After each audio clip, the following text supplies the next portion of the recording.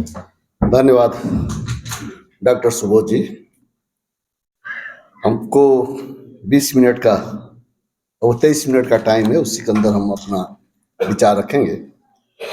सबसे पहले आज इस कार्यक्रम का जो एक ऐतिहासिक कार्यक्रम हो रहा है उसका अध्यक्षता कर रहे हुए प्रोफेसर सुमन लाल बजाचार्य जी, उसी तरह से प्रोफेसर नंद बहादुर सिंह, प्रोफेसर हर्ष कुमार सिन्हा, पुष्पा भूसाल, प्रोफेसर भागवत ढकाल और डॉक्टर प्रदीप कुमार राव और विशेष रूप के मैं यहाँ के प्राचार्य प्रदीप कुमार राव जी को धन्यवाद भी देना चाहता हूँ।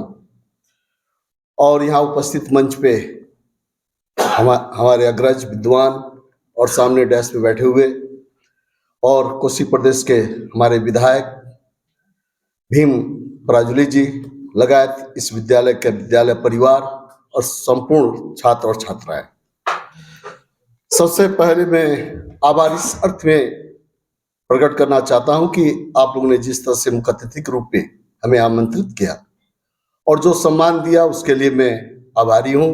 और इस पवित्र भूमि जहां आपके महायोगी गोरखनाथ जी का ये पवित्र स्थल पे आप सभी लोगों को मेरा नमन है। और आज ये जो हम लोग छलफल कर रहे हैं, जो अंतर्राष्ट्रीय भारत नेपाल सांस्कृतिक संबंध में जो चर्चाएं हो रही हैं, ये चर्चा हमारे प्रदीप जी ने जिस तरह से कहा, हर साल कभी नेपाल में कभी भारत में होना चाहिए, उसको हम समर्थन करते हुए मैं आग्रह भी करना चाहता हूं। और अभी हमारे यहाँ पे सिन्हा जी ने, प्रोफेसर सिन्हा जी ने हमारे बारे में जो कहा, मैं यही का दिग्विजयनाथ डिग्री कॉलेज का विद्यार्थी रहा हूँ और सिर्फ वही नहीं, उसके बाद मैं खेल के कारण मैं खिलाड़ी भी रहा, इसलिए गोरखपुर विश्वविद्यालय में हम चले गए और यहीं पे अंतर्राष्ट्रीय इंटर यूनिवर्सिटी हॉकी टूर्नामेंट में कई जगह खेलते हुए पटियाला कैंप के लिए भी सिलेक्शन हुआ था, एक बोर्ड स्टेडियम मैसूर में भी, और एक खिलाड़ी के रूप में यहाँ खेले। NER टीम से भी हम खेलते रहे हॉकी, वेटन कप वगैरह कलकत्ता में, मोहन बगान के ग्राउंड में, टीटर्स कप नैनीताल में। तो पढ़ाई के साथ साथ खेल में हम भी रहे हैं और यही खेलने की वजह से नेपाल में जाके अंतर्राष्ट्रीय खेलकूद में भी हमने भाग लिया, नेपाल का टीम का कैप्टन भी रखे और 3-4 गोल्ड मेडल भी लिए। और इस तरह से यहाँ से शुरुआत पढ़ाई, यहीं से खेल, और खेलते खेलते राजनीतिक खिलाड़ी भी बन गए। और आज हमें खुशी है यहीं पे 2000, और ये हम जो पढ़ते रहे लगभग ये है आपका 1977 की बात है। और आज ये जो कार्यक्रम हो रहा है सन 2015 में आपका इसी पे ये कार्यक्रम हुआ था। उस समय आज सुवर्ण जी अध्यक्षता कर रहे हैं, उस समय हमारे महाराज उत्तर प्रदेश के मुख्यमंत्री योगी आदित्यनाथ जी अध्यक्षता कर रहे थे और उस समय हमारे प्रमुख अतिथि थे खुम्बादुर खड़का।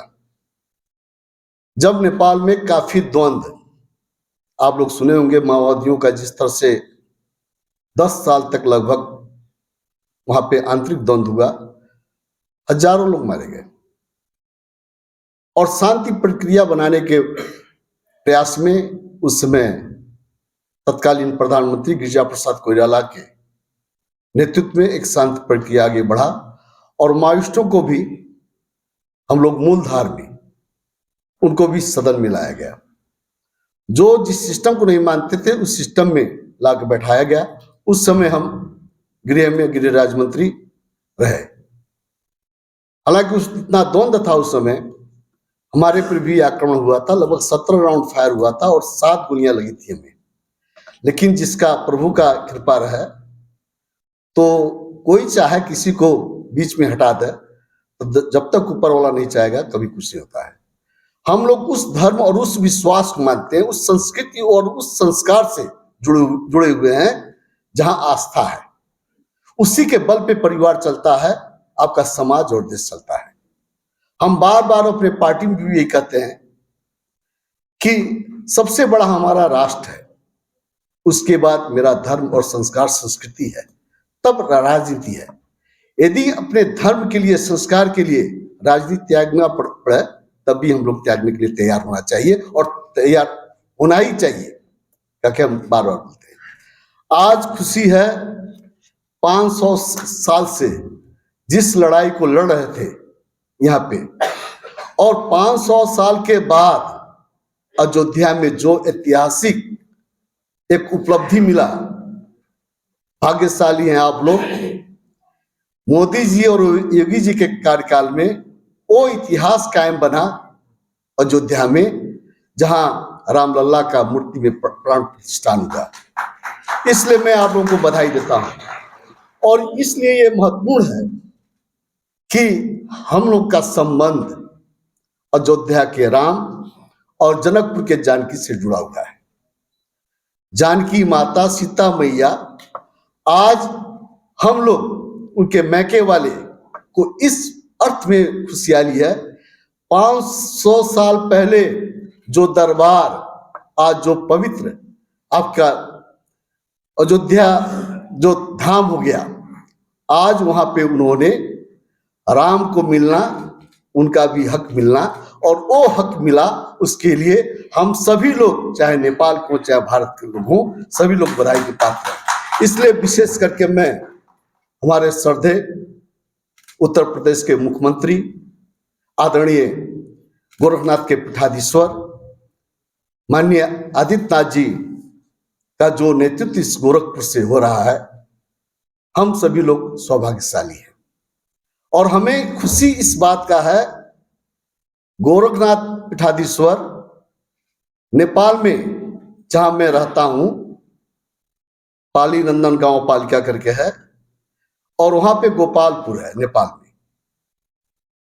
इसके पहले आदित्यनाथ जी के गुरु महाराज, बड़े महाराज अवैधनाथ जी ने एक मंदिर स्थापना कराया गोरखनाथ का, और अवैधनाथ जी उसके अध्यक्ष थे। वहां ब्रह्मलीन होने के बाद हमने मुख्यमंत्री जी से कहा कि अब किसी को भी जिस पे आपका विश्वास हो, उसे वहां का अध्यक्ष बनावे। काफी प्रॉपर्टी वहां भी है उस मंदिर के नाम में, और हम सौभाग्यशाली हैं, उन्होंने विश्वास किया। इस समय मैं उसी मंदिर का अध्यक्ष भी हूं। इसलिए आज ये नाथ संप्रदाय का संबंध जो आपके गोरखनाथ जी से, महायोगी गोरखनाथ जी का है, उनका जो जन्म हुआ साधारण रूप से नहीं हुआ। आप लोग इतिहास में पढ़े होंगे, महायोगी गोरखनाथ जी का जन्म कोई साधारण रूप से नहीं हुआ, किसी मां के गर्भ से नहीं हुआ।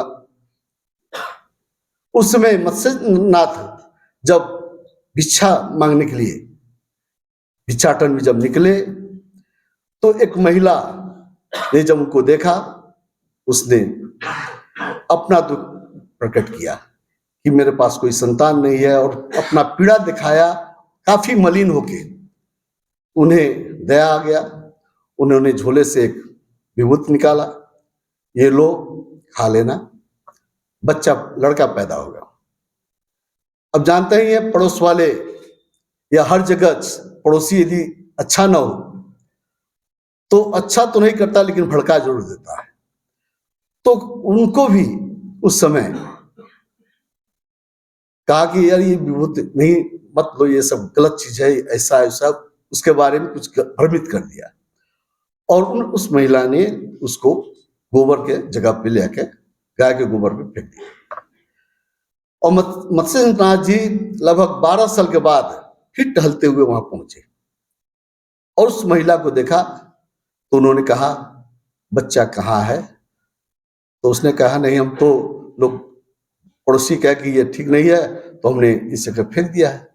तो वहां गए तो 12 साल का बच्चा प्राप्त हुआ, और वही मत्स्यनाथ जी गोरखनाथ जी को अपने साथ में अपना शिष्य बना के ले गए, और 15 साल तक घोर तपस्या करने के बाद उन्हें सिद्धि प्राप्त हुआ, और आज गोरखनाथ का मंदिर जो हम लोग देख रहे हैं, जहां गोरखनाथ जी का मंदिर में जो महायोगी गोरखनाथ जी का मूर्ति है, जो हम लोग पूजा कर रहे हैं, आज उसका प्रभाव हर जगह बढ़ता चला जा रहा है। और नाथ संप्रदाय का, इसके पहले हमारे ढकाल जी ने कहा, कई छोटे छोटे देश नेपाल में थे और एकीकरण करके पृथ्वीनारायण शाह ने एक किया। उस समय पृथ्वीनारायण शाह को भी आशीर्वाद मिला कि जहां भी पैर रखोगे वहां तुम्हें विजय प्राप्त होगी। उसका भी एक कहानी है, इसलिए हम अधिक उसको लंबा नहीं कहेंगे। और उसी आशीर्वाद के चलते, गोरखनाथ जी के आशीर्वाद के चलते, गोरखा में शुरुआत वहीं से हुआ और वहीं दर्शन भी मिला, वहीं आशीर्वाद भी मिला और नेपाल एक होके इस समय जो नेपाल राष्ट्र है वो कायम हुआ। इसलिए नाथ संप्रदाय का हमारे यहाँ कई जगह, चाहे दांग में हो, चाहे मृगस्थली करके, कई जगह आपका वो जगह है जहां नाथ संप्रदाय का मठ मंदिर है। सबसे बड़ा देखिए, कोई भी रिश्ता है, हालांकि भारत नेपाल को काफी डोनेट करता है, सहयोग करता है, वित्तीय वर्ष में काफी सस्ते में 0% लोन में या पॉइंट समथिंग के लोन में पैसा देता है। उतना नहीं, पिछले साल वित्तीय वर्ष में डोनेशन, चंदा, सहयोग आपका जो मिलता था उसमें वृद्धि करके इस समय पहले 5.5 अरब था, इस समय 7 अरब, इस सत्र से 23-24 से 7 अरब का सहयोग सामाजिक संस्था या विभिन्न जगह काम करने के लिए भारत दे रहा है। और सड़क या विभिन्न किस्म का निर्माण में सहयोग तो काफी है, लेकिन इसके बावजूद भी आज जो संबंध होना चाहिए भारत और नेपाल के प्रति, नया जनरेशन जो आ रहा है, क्यों कुछ उसमें विचलन आ रहा है। सबसे अधिक शोध करने का विषय वो भी है। हम देखिए, दूर का ढोल बहुत सुहाना लगता है, उत्तर जाइए वहां हम पहुंच नहीं पाएंगे, वहां क्यों सुनेंगे, लेकिन दक्षिण आइए, नेपाल बॉर्डर पे आने के बाद आप देखेंगे भी, सुनेंगे भी। जहां आप नहीं देख पा रहे हैं तो बड़ा कर्णप्रिय लगता है, क्योंकि दूर का ढोल जो यहाँ म्यूजिक वादन हो रहा है, हम लोग देख भी रहे हैं, सुन रहे हैं, कितना प्रिय है। लेकिन दूर का सिर्फ प्रिय ही लगेगा, उसमें कहीं कमी कमजोरी रहेगा तो उसका पता नहीं चलेगा। आज हम लोग खुला सीमाना जो है, आज वो संबंध किसी राजनीतिक दल या किसी संधि या समझौता के नाते, किसी प्रधानमंत्री या किसी राष्ट्रपति के कार्यकाल में ये संबंध नहीं बना है। ये खुला सीमाना जहां बिना पासपोर्ट न बिना वीजा, अयोध्या के राम बिना पासपोर्ट वीजा गए थे जनकपुर, सीता जी आई बिना वीजा लिए चली आई इंडिया, उस समय नहीं था पासपोर्ट, कुछ भी नहीं था। और तभी से वही परंपरा आज तक चला आ रहा है, आपके लिए कोई भी पासपोर्ट वीजा नहीं है। सिर्फ इतना है, जो समधुर संबंध होना चाहिए था, आज वो क्यों नहीं हो पा रहा है। आज नया जनरेशन क्यों आपका भारतीय दूतावास छात्रवृत्ति में हमेशा इंडिया के विभिन्न जगहों पे अध्ययन के लिए देता है, चाहे मेडिकल लाइन हो, चाहे इंजीनियरिंग हो या अन्य विषय में हो, वो सहयोग भी करता है। विभिन्न जगह अस्पताल हो या 15 अगस्त 26 जनवरी में एम्बुलेंस हो, बस हो, सब कुछ देता है। जो पाते हैं फ्री में वो भी संतुष्ट नहीं है, कुछ होंगे ऐसी बात नहीं है, लेकिन सहयोग करने के बावजूद भी उसका गुणगान कहीं और का गाएंगे।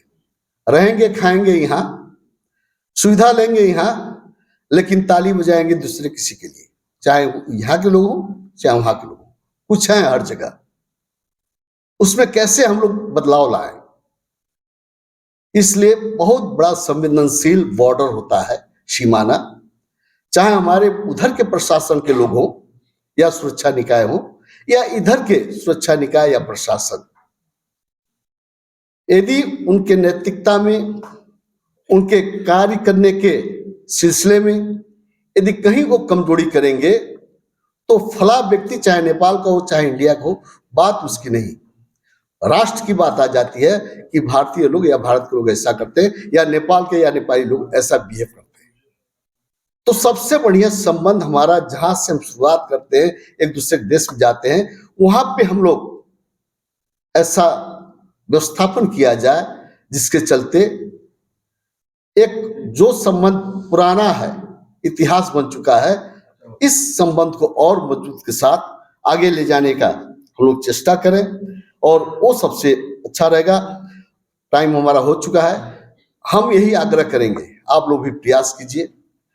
भगवान राम, पुरुषोत्तम मर्यादा राम का जो अयोध्या से विभिन्न जगह, ऐतिहासिक जगह पे जहां जहां पांव रखने के बाद जनकपुर पहुंचे, जनकपुर से वाल्मीकि आश्रम आए जहां लौह कुश का जन्म हुआ, सीता जी वहीं पाताल चली गई।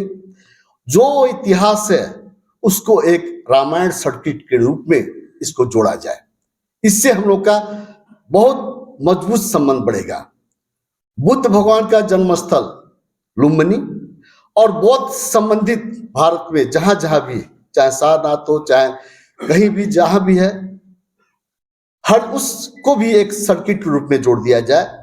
क्योंकि आप जितना भी पैसा दें, जितना भी डोनेट करें, सहयोग करें, वो हमेशा कमजोर होगा, लेकिन जो धर्म और संस्कृति और संस्कार है, जो दोनों देश के बीच में हर एक परिवार के मन मन में, जन जन में है, उसको यदि मजबूती के साथ आगे बढ़ाया जाए और उसको जोड़ने का प्रयास किया जाए, तभी कुछ परिवर्तन आ सकता है। जो परिवर्तन अयोध्या के चलते आज पूरे विश्व में जहां जहां हिंदू हैं, काफी परिवर्तन आया है।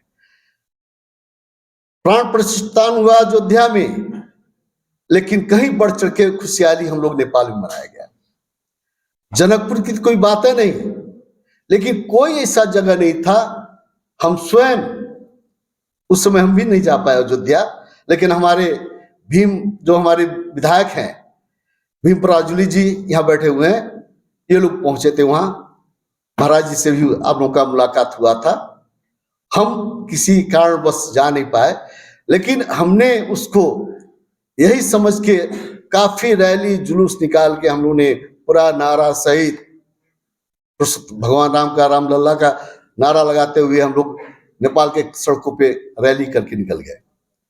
क्योंकि खुशी क्या है कि हम लोग का भगवान राम और सीता का जो संबंध है, ये तो दोनों परिवार के लिए खुशी, सबसे बड़ा खुशी है। इसलिए सबसे मजबूत कड़ी हम अपने धर्म और संस्कृति को बचाने के लिए, और हमारा खान पान, हमारा वेशभूषा, हमारा रहन सहन, हर एक चीज एक ही है। यहाँ पे हमारे अग्रज लोग बोलते समय थोड़ा सा दिक्कत हो रहा था, लेकिन अक्षर तो यही है, वर्णमाला तो यही है ना, केवल फर्क फर्क ढंग से रखा गया है, उच्चारण में कुछ कठिनाई हो रहा है, लेकिन संस्कृत है वही है, पाली भाषा हो या जो भी हो, तो चीज वही है, बस केवल उसको प्रयोग करने में फर्क है। इसलिए अब हमको ही हिंदी बोलने में दिक्कत होता है, लेकिन अभी आप कह दीजिए भोजपुरी बोलने के लिए, तो हमको लगता है कि यहाँ जितना बैठे हैं आप लोग भोजपुरी हमारे ऐसा नहीं बोल पाएंगे, क्योंकि हम हर एक बॉर्डर में जहां भी भाषण होता है, ये मेरा मातृभाषा है करके, राष्ट्रीय भाषा नेपाली, लेकिन मेरा मातृभाषा भोजपुरी। कौन कहाँ जन्म लेता है इससे मतलब नहीं है, जो जहां जन्म लिया वो वहीं का है। पहाड़ के आदमी जो पहाड़ी हैं, मधेश में जन्म लेते तो वो भी मधेसी हैं। यदि मधेसी तराईवासी यदि पहाड़ या हिमालय में जन्म लेते हैं तो वो पहाड़ी या हिमालय है। इसलिए हम जहां जिस भूमि पे हैं, आज आप लोग इस गोरखनाथ के पवित्र भूमि पे हैं, तो आप लोग भाग्यशाली हैं। हम लोग ये गोरखनाथ मंदिर भी, जो महायोगी गोरखनाथ शिव के अवतार माने जाते हैं, शिव रूपी हैं, हम लोग एक तरफ आप लोग बनारस का वहाँ जो शिव मंदिर है, विश्वनाथ मंदिर, वैसे ही हमारे यहाँ पशुपतिनाथ। कोई भी हिंदू अपने कार्यकाल में चाहता है कि विश्वनाथ भी पहुंचे और शिव पशुपतिनाथ अवश्य पहुंचे।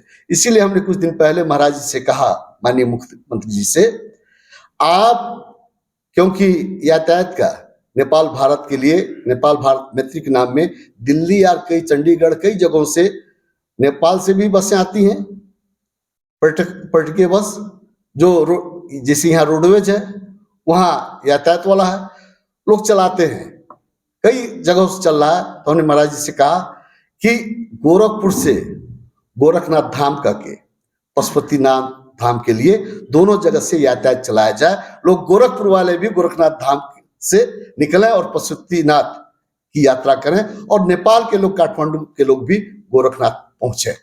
इस तरह का यातायात शायद को लगता है अब जल्द ही वो उसका भी शुरुआत कराने जा रहे हैं। और पुनः मैं आयोजक लोगों को, विशेष करके हमारे प्राचार्य प्रदीप कुमार राव जी को, जिन्होंने कई दफा फोन करके और काफी हमें उन्होंने अवसर दिया, और यहाँ पे सिन्हा जी को भी मैं धन्यवाद देना चाहता हूँ। सभी लोगों को धन्यवाद के पात्र हैं।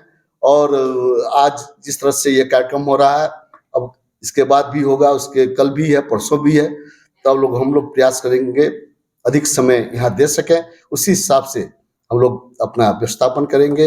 अंत में पुनः आप सभी को ये जो भारत नेपाल सांस्कृतिक अंतर संबंधों की विकास यात्रा का जो अतीत से वर्तमान तक है, अतीत को अब वर्तमान नहीं, अब भविष्य तक इसको आगे बढ़ाइए और हमेशा ये निरंतर चलता रहे। हमारा संबंध एक विश्व में एक उदाहरण बने, और वो संबंध हमारे संस्कृति और रीति रिवाज के आधार पे विश्व के लिए एक पहचान बने।